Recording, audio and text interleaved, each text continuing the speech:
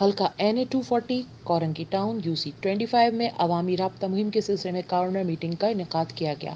Corner meeting میں شریک اکابرین محلہ کمیٹی، خواتین اور بزرگوں سے ڈپٹی کنوینر سابق میئر وسیم اختر نے گفتگو کرتے ہوئے کہا کہ آپ سب جانتے ہیں لانڈی کورنگی ان علاقوں میں شامل ہے جنہوں نے MKM کو پاکستان میں شناخت دلوائی ہے۔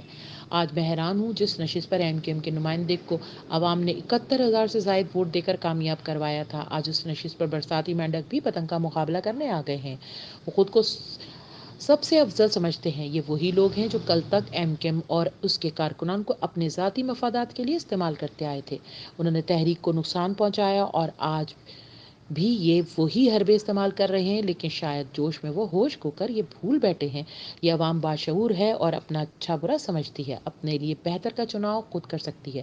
آپ سب 16 جون کو پتنگ پر مہر لگا کر متحدہ قومی موومنٹ پاکستان کی نامزد امیدوار محمد ابوبکر کو کامیاب کر کے ثابت کر دیں۔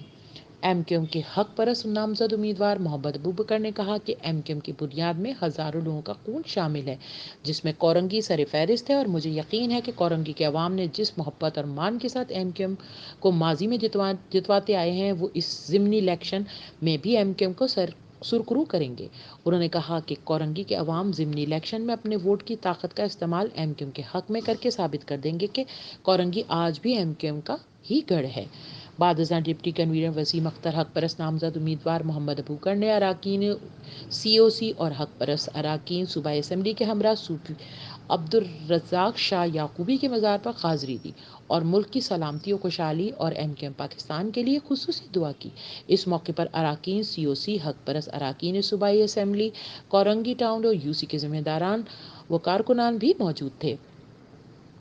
حلقہ NA 240 کے ضمنی انتخابات کے حوالے سے حق پرست اراکین صوبائی اسمبلی باسط صدیقی، وسیم قریشی نے اراکین COC مرکزی لیبر ڈویژن کے اراکین نے ٹاؤن اور UC کے ذمہ داران کے ہمراہ لانڈی ٹاؤن کے مختلف UCs کا دورہ کیا اور انتخابات کے حوالے سے کاموں کا جائزہ لیا۔